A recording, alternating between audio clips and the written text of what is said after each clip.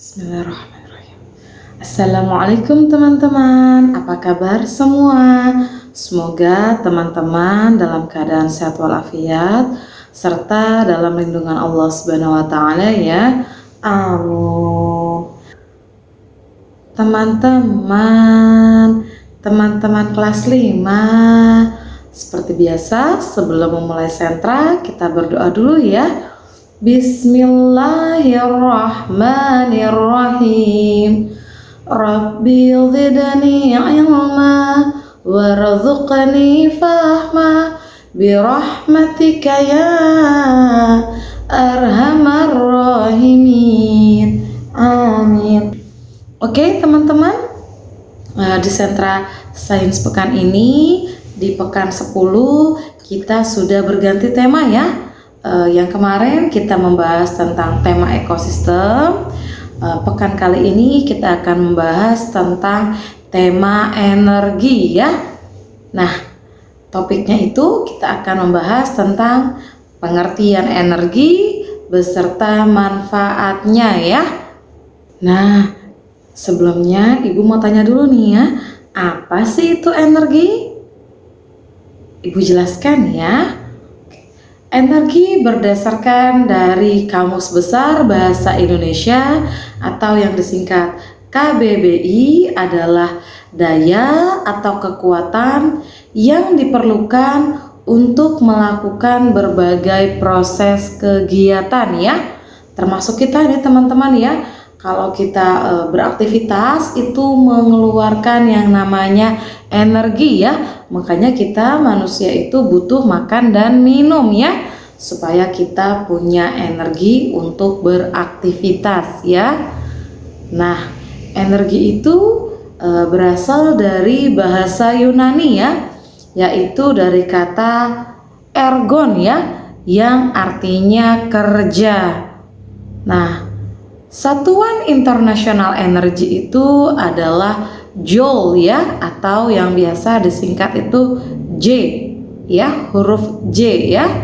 Nah, kenapa sih satuan internasionalnya itu disingkatnya J atau biasa disebutnya Joule?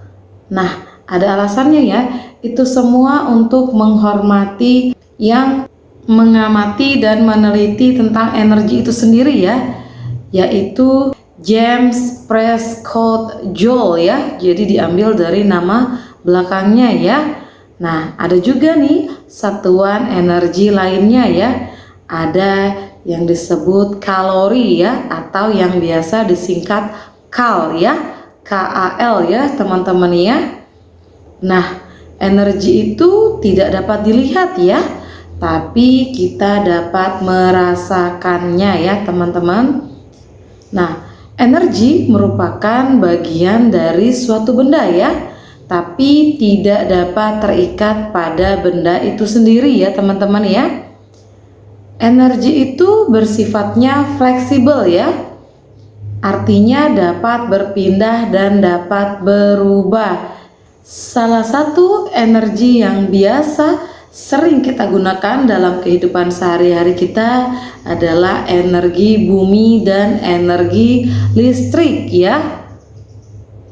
Adapun hukum kekekalan energi ya, hukum kekekalan, kekal ya, dari kata dasar kekal, kekekalan energi, yaitu energi tidak dapat diciptakan dan tidak dapat dimusnahkan ya. Tetapi energi dapat berubah dari bentuk yang satu ke bentuk lainnya ya, namun dengan jumlah yang tetap ya. Jadi jumlahnya tidak berkurang maupun tidak bertambah. Nah, energi itu juga terbagi menjadi dua macam ya. Yang pertama, energi yang terbarukan ya, yang sering disebut sebagai energi alternatif ya. Yang kedua, energi tak terbarukan ya. Nah, apa sih itu Bu? Saya bingung Bu. Nah, Ibu jelaskan ya. Untuk energi yang terbarukan atau yang sering disebut sebagai energi alternatif adalah energi yang dapat diperbarui ya, sesuai dengan namanya ya, dan bisa dipakai tanpa khawatir akan habis ya, karena energi ini itu berasal dari alam ya. Nah, untuk energi yang tak terbarukan adalah energi yang jumlahnya terbatas dan tidak dapat diperbarui ya. Nah, andaikan pun ada yang bisa diperbarui, itu memerlukan waktu yang sangat lama ya, bisa jutaan tahun ya teman-teman ya. Nah, di Indonesia sendiri itu terdapat berbagai macam sumber energi alternatif ya, yang saat ini masih terus dikembangkan ya. Sumber daya energi yang utama yang ada di negara kita, negara Indonesia, itu adalah sumber energi yang berasal dari fosil ya, yang tadi di awal udah Ibu jelaskan, yang butuh waktu lama ya, bisa sampai jutaan tahun ya, makanya disebut energi yang berasal dari fosil ya. Contohnya itu seperti batu bara, minyak bumi, dan gas bumi yang jumlahnya semakin terbatas ya. Makanya kita harus bijaksana dalam menggunakan energi yang terbatas ini ya. Nah, adapun macam-macam sumber energi yang terbarukan ya, atau yang biasa disebut energi alternatif ya. Ada energi biomasa, energi biogas, energi matahari, energi angin, energi panas bumi, energi etanol, energi gelombang laut, energi air, energi gas alam, dan masih banyak sumber energi lainnya yang tidak Ibu sebutkan ya, karena banyak sekali ya. Nah, apa sih itu semua Bu? Ada beberapa yang saya masih belum pernah dengar. Oke, Ibu akan jelaskan ya. Untuk energi biomasa itu contohnya itu seperti cangkang sawit, sekam padi, tongkol jagung, ampas tebu, serbuk kayu, dan limbah pertanian lainnya ya, yang dapat digunakan sebagai bahan bakar pengganti minyak bumi ya, atau bisa disebut sebagai PLTBM ya, yang kepanjangannya adalah pembangkit listrik tenaga biomasa ya. Nah, nanti untuk berada di mana sih PLTBM yang ada di Indonesia, dan apa saja sih yang bisa dimanfaatkan dari energi biomasa ini, akan dijelaskan di sentra sosial budaya ya. Bisa jadi apa saja tadi ya, contoh-contoh tadi ya, yang cangkang sawit, sekam padi, dan lain-lain ya. Nah, karena energi fosil seperti minyak bumi, batu bara itu membutuhkan waktu yang lama, jutaan tahun, untuk bisa terbentuk kembali, untuk bisa kita dapatkan kembali, dan energinya terbatas. Oleh karena itu kita sebagai manusia itu melakukan inovasi ya, mencari penggantinya ya sebelum kehabisan ya. Nah, salah satunya adalah energi biomasa ya, dari limbah-limbah pertanian ya, untuk kita daur ulang ya.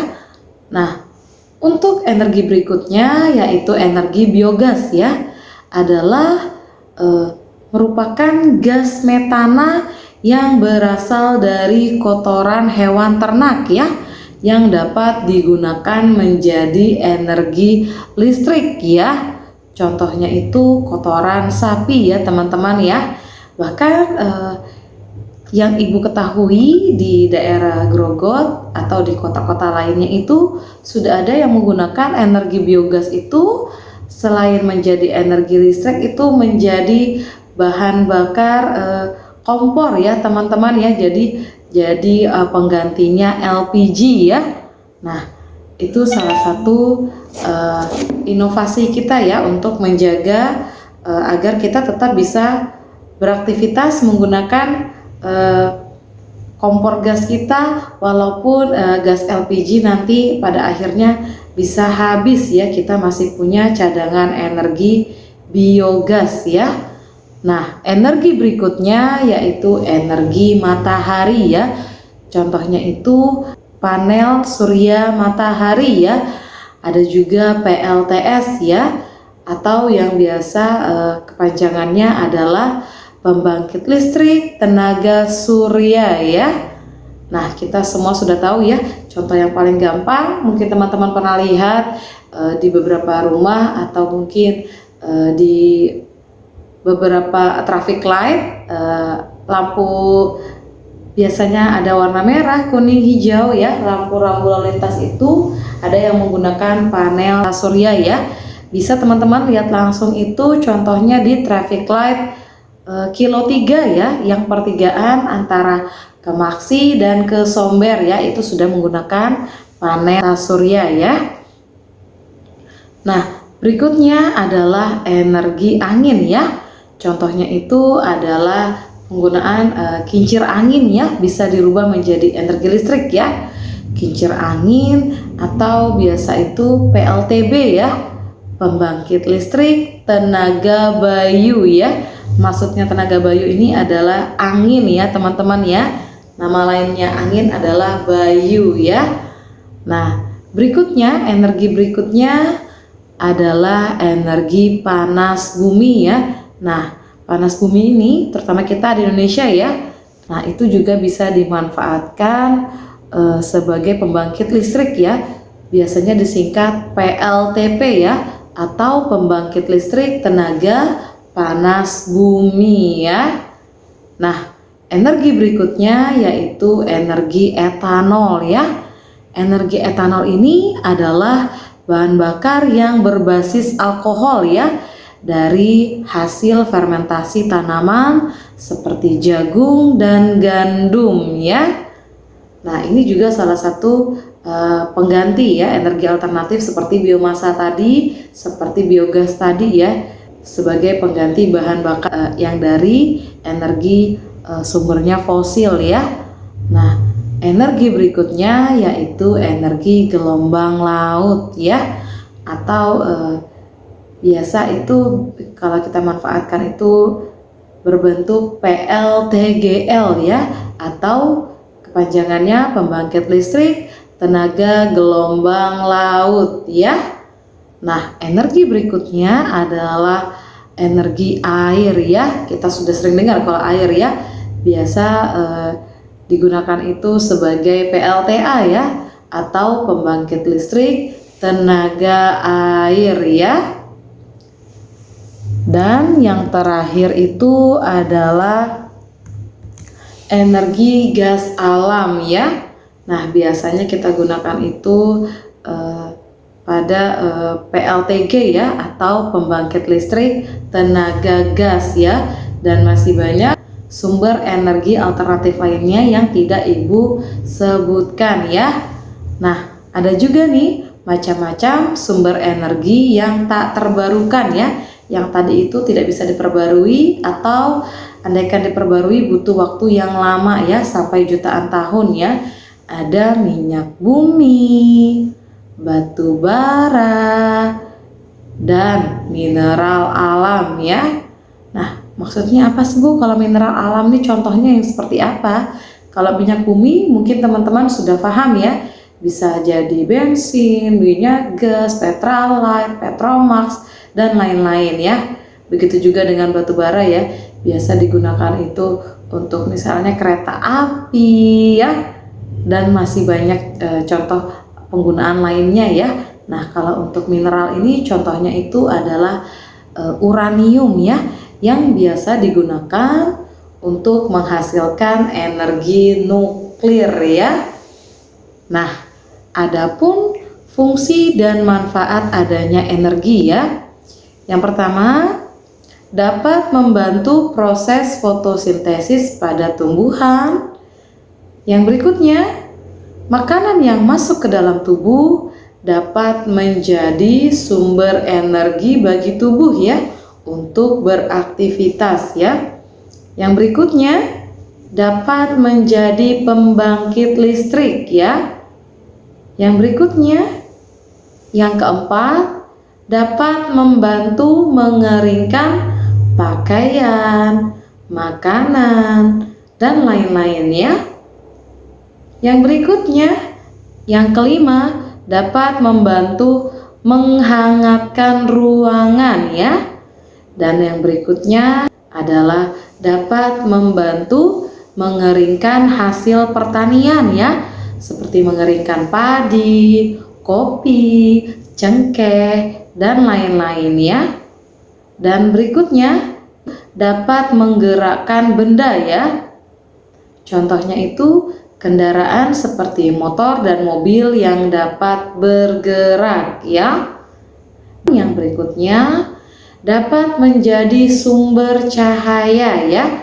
Contohnya itu ya sinar matahari ya atau lampu ya. Nah, adapun ciri-ciri energi alternatif itu ya. Yang pertama, dapat digunakan berulang-ulang ya. Yang kedua, jumlahnya berlimpah ya.